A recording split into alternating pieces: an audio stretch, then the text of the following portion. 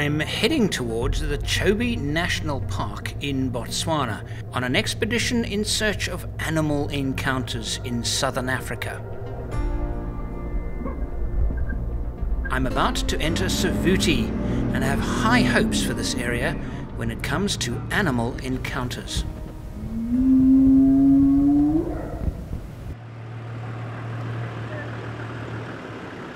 This is the Moreme Gate, the southern gate to the Chobe National Park. Now, of all of the places in Botswana where you're likely to have amazing game sightings, it's the Chobe National Park. The road will be thick and sandy as we travel through the Zimbabwe Depression. It's basically a flat area, and there's a sand ridge. So on the map, we're down here at the Moreme Gate.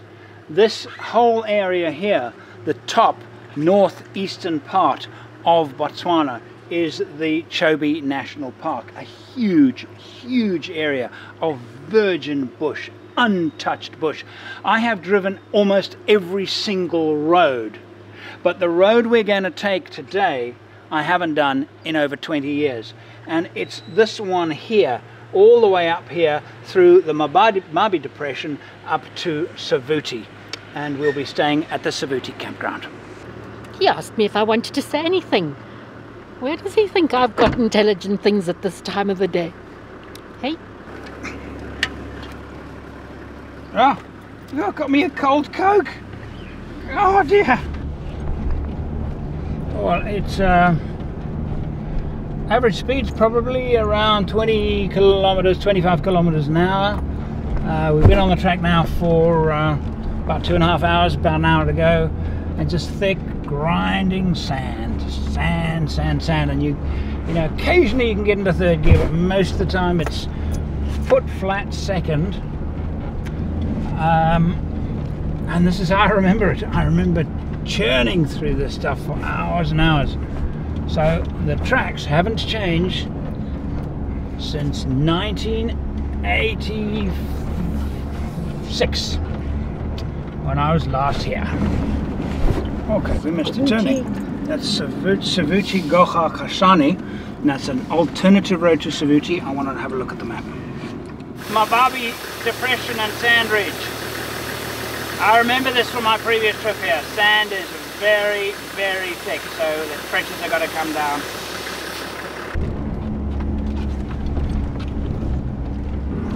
Go. The sand is too thick to film it. Branches and sticks lay strewn over the track, put there by people getting themselves unbogged in the thick sand.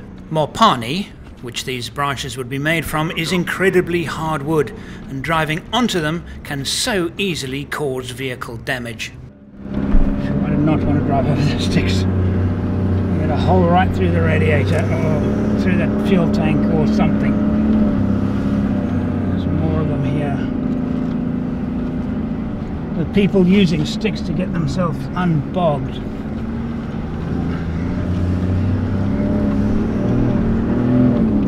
Well, we've been stopped for a few minutes and Paul hasn't caught up. So we just came through a really thick part, and there were a whole lot of logs on the road that people had used to get themselves unstuck from the sand. And when the moment I saw them, I just swung the wheel around and hit maximum fuel to get over the middle thing to avoid hitting them. But I did it very quickly, so he might have hit them, because I think that if he has, there's a fair chance he might have got stuck, but we might have to go back. He might be in trouble. It was touch and go for a moment. Now it turns out they're fine. They just had to stop for those trucks that came in the opposite direction, so we're in good shape. It's a beautiful, fantastic drive today. Sand and really great fun. And I was just thinking what a wonderful African scene this is. But we have to be pretty careful here, because there will be, I mean, the chances of predators around here are pretty high. So we're going to stay close to the cars. We're going to be vigilant. But again, as I say again and again, what's magic about the Botswana parks is that you're allowed to get out, and you're allowed to smell and see and just enjoy it to its fullest.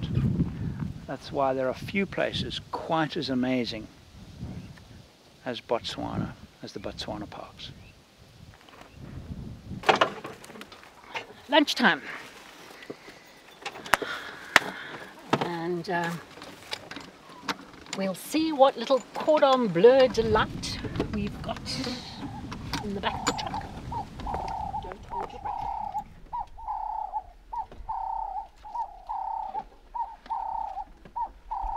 The afternoon is drawing to a close, so we've decided to head straight for our designated camp spot.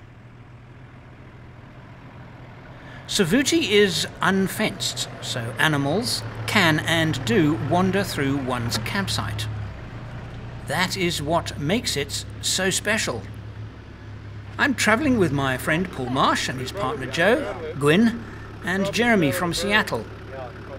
We have already enjoyed some spectacular animal sightings and are poised for more. The only flat bit in this whole thing, really flat bit, is in the bushes here. The trouble is it's on a game path. So the game path is through this gap here.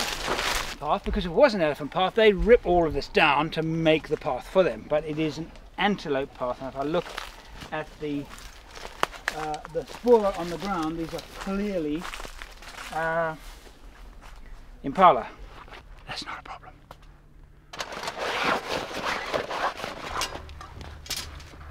Well, the Savute area is second only to the northern Chobe River area for density of tourists, and in the area there are several large lodges, all very luxury, all exclusive and all very expensive.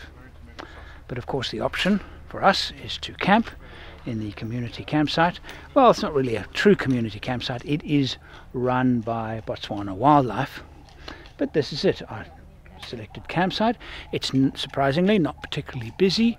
It's a very large bird, and I reckon that's an owl. I reckon that's an owl.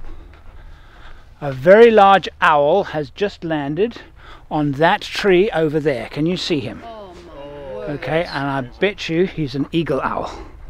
So let's have a quick look. Put the camera down, binoculars up. That is insane. That is insane. Eagle owl. I was at the department store for us. Did you cool it before you left? He said, I don't understand. Well, it takes it cold.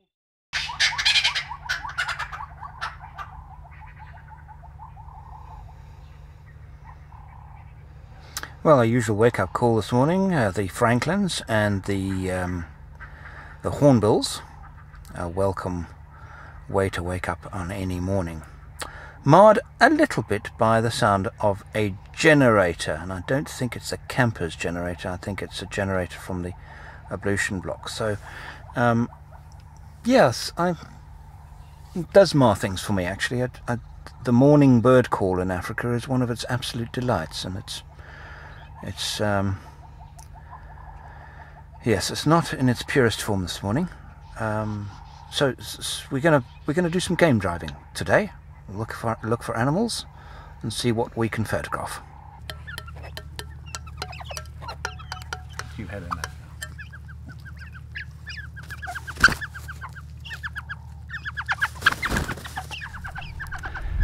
Things have changed. The campsite that I stayed in 1986 was a very big, large, open area with all of the campsites next to each other. That is not the case at the moment. Each of the campsites are kind of private, which is really nice, and also they're serviced. When the Botswana Wildlife Department and government decided to put up all of the fees for the camping, and they hiked them up by about, at the time it must have been about 600-800%. From being actually really, really cheap to enter the parks, it became expensive to enter the parks. And at the time there was a lot of kind of feeling of resentment because they were not offering a service.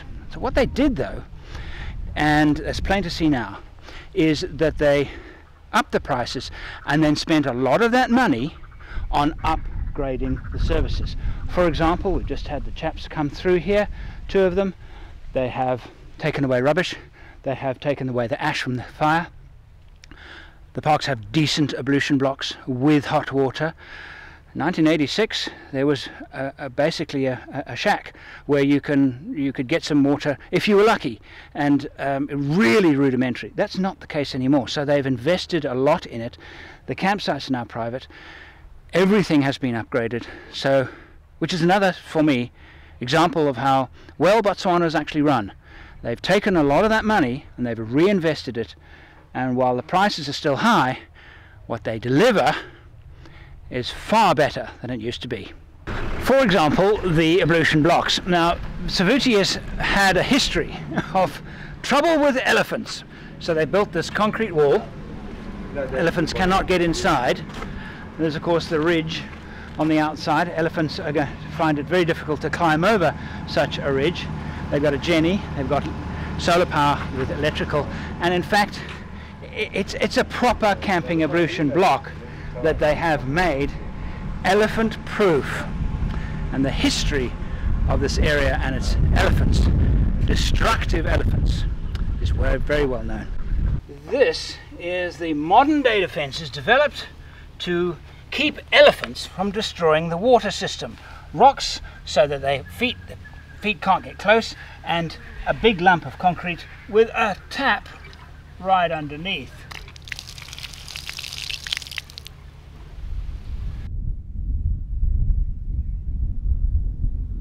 We're on a game drive and things look very, very dry.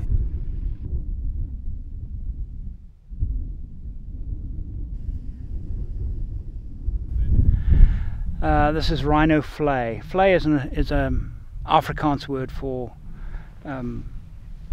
plain of water, where you might have a depression and there may be water in it.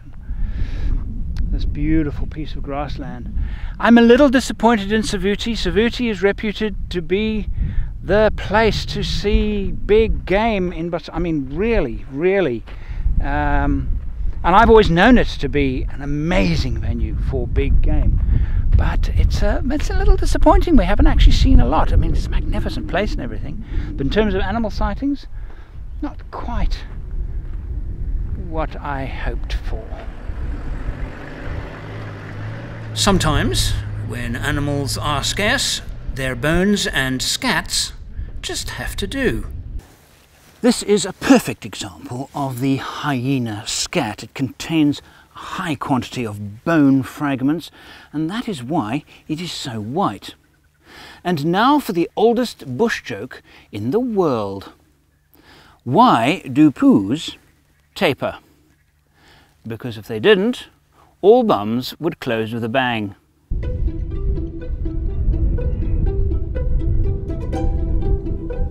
you lost your leg, eh? No, I could have a hip replacement. No, actually, the other way around. Here is the top. Look at your top there.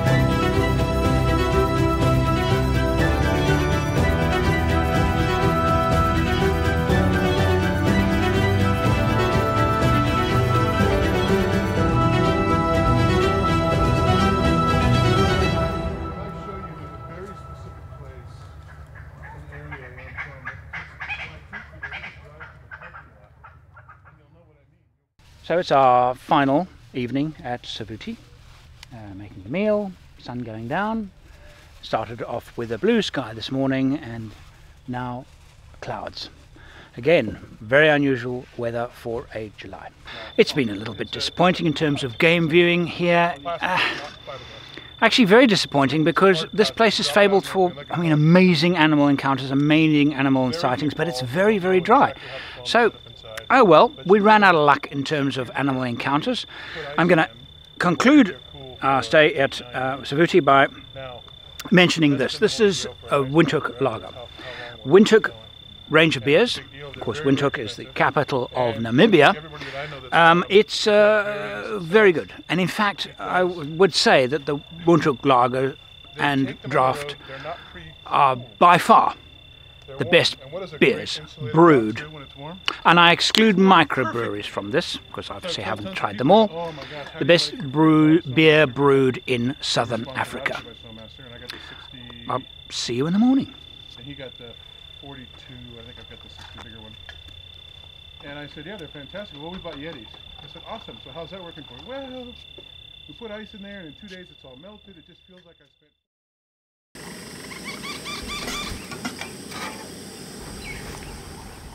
So our friend here has pitched up for his morning photo shoot, well groomed and ready to give it his all. Different to the yellow bills in the Central Kalahari, hey? No, I mean they... He's up top in the back on the tent bag. Because there's a big hole in the back there. I think this is a beastie. Unpacking might not even help, because now I'm pushing it open and it's not even coming into the drawers. It did, but now it's not. We have a rat stroke mouse. I'm pretty sure it's a kind of rat. We've been seeing them around the campfire, and they're living in the tree, and we've got one in... There it is. Come on, jump out. There it is. How do we get it out? Can you see it down there? I can't see. There it is. It's in there. Oh, is it there? Yeah. Oh. It's actually pretty freaked out, actually. It's totally freaked out.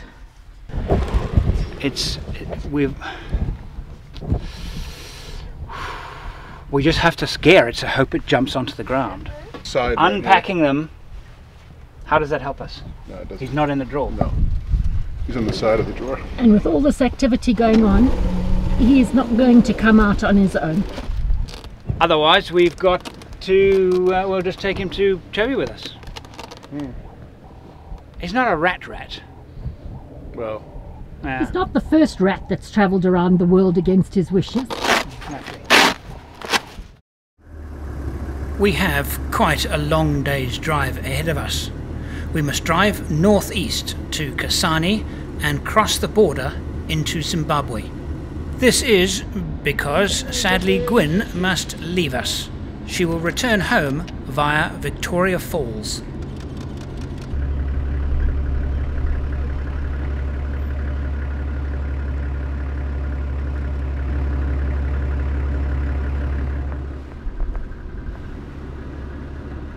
Any more?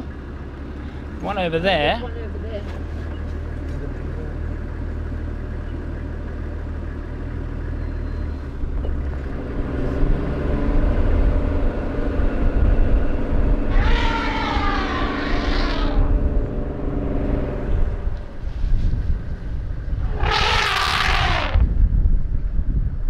It's easy to forget that this is the main road between Maun and Kasane. You've upset an elephant. It's fantastic. Look at the trunks. All those trunks are... The trunks are... Don't worry, I'm ready to hit the gas. hit the gas, but I'm going to keep the engine revved. I keep expecting to see one come bolting out of here. Yeah, I know. What a fantastic sound. On him, hey? The alternative on asphalt is about 400 kilometers longer. Just pumping up the tires. We hit a tar section now. Surprising, actually. I had no idea it started, so the tar would start so soon. And this will be the we've kind of finished off with a heavy thick sand for a while anyway. The road to Victoria Falls means 3 hours of tar and a border crossing. We arrived late, so took accommodation in a small lodge at Victoria Falls.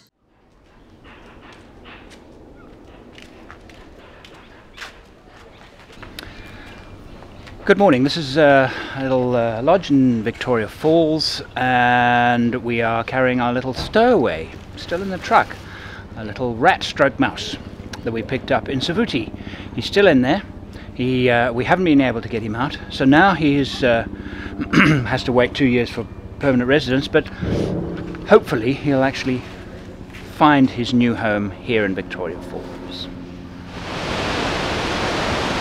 Hello, we're at the Smoke That Thunders.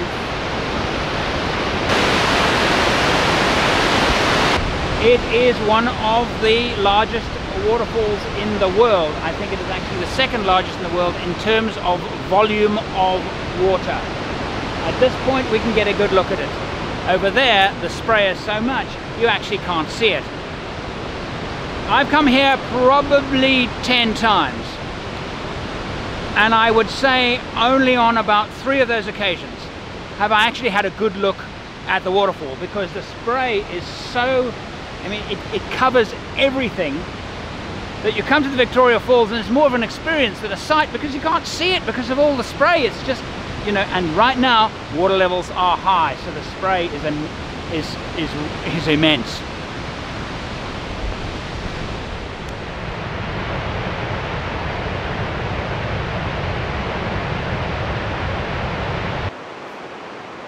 In 2015, I visited the falls with Kate on the Zambian side, during which time Zambia was suffering the worst drought in decades. Which just goes to show the Victoria Falls is always different, no matter how many times I visit her.